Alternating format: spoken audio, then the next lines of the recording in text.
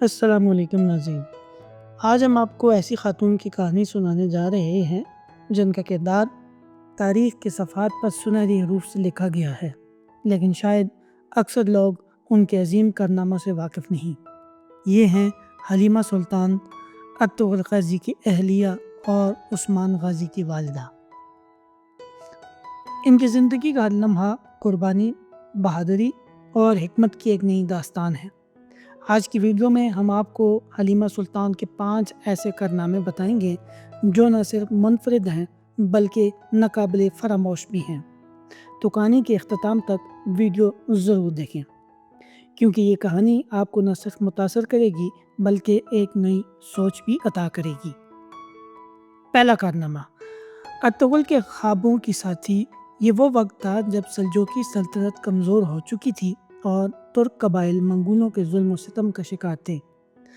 Ertugrul Ghazi ایک ایسے خواب دیکھ رہے تھے جو ترک قوم کو ایک نئی سمت دے سکے، لیکن یہ خواب محض ایک جنگجو کا خواب نہیں تھا، یہ حلیمہ سلطان کا بھی خواب بن چکا تھا۔ حلیمہ سلطان نے ہمیشہ اپنے شوہر ارطغرل غازی کا ساتھ دیا۔ جب ارطغرل کو دشمنوں کا سامنا کرنا پڑا تو انہوں نے اپنے قبیلے کو بچانے کے لیے اپنی جان داؤ پر لگائی۔ تب حلیمہ سلطان ان کے حوصلے کو بڑھانے کے لیے ہمیشہ ان کے ساتھ کھڑی رہیں، اور وہ نہ صرف ایک اہلیہ تھی بلکہ ایک ایسی ساتھی تھیں جنہوں نے ارطغرل کے ہر قدم کو مضبوطی دی۔ حلیمہ سلطان کا دوسرا کارنامہ، قبیلے کی خواتین کو مضبوط کرنا۔ ناظرین، حلیمہ سلطان نے کئی قبیلے کی عورتوں کو صرف گھریلو ذمہ داریوں تک محدود نہیں رہنے دیا۔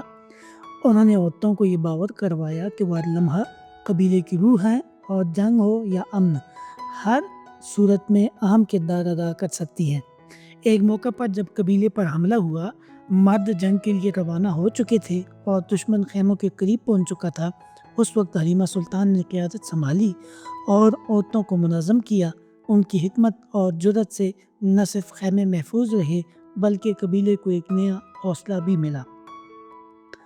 تیسرا کارنامہ، امن کے سفیر۔ حلیمہ سلطان نے کئی بار ارطغرل کے دشمنوں کے ساتھ مذاکرات میں اہم کردار ادا کیا۔ ایک دفعہ قبیلے کے بازنطینوں کے ساتھ تنازع کا سامنا تھا۔ ارطغرل جنگ چاہتے تھے لیکن حلیمہ سلطان نے حکمت سے کام لیتے ہوئے امن کا راستہ نکالا۔ انہوں نے دشمن کے سردار کی بیوی کے ساتھ مذاکرات کیے اور ایک ایسی شرط طے کی جو قبیلے کے حق میں تھی۔ ان کا یہ کارنامہ ثابت کرتا ہے کہ وہ صرف میدان جنگ میں ہی نہیں، سفارتکاری میں بھی بے مثال تھی۔ چوتھا کارنامہ، اسلامی اقدار کا فروغ۔ حلیمہ سلطان ایک باعمل مسلمان تھی۔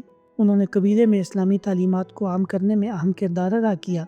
وہ بچوں کو قرآن اور دینی اصولوں کی تعلیم دیتی تھیں اور خواتین کو دین کی روشنی میں زندگی گزارنے کی ترغیب دیتی تھیں۔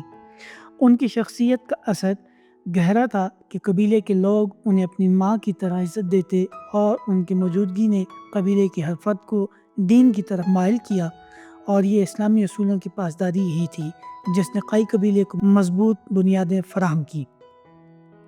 پانچواں کارنامہ، عثمان غازی کی تربیت۔ حلیمہ سلطان نے سب سے بڑی کامیابی ان کے بیٹے عثمان غازی کی تربیت میں کی۔ انہوں نے عثمان کو ایک رہنما کے طور پر پروان چڑھایا۔ وہ ہمیشہ انہیں یہ نصیحت کرتی تھی کہ طاقت کا مطلب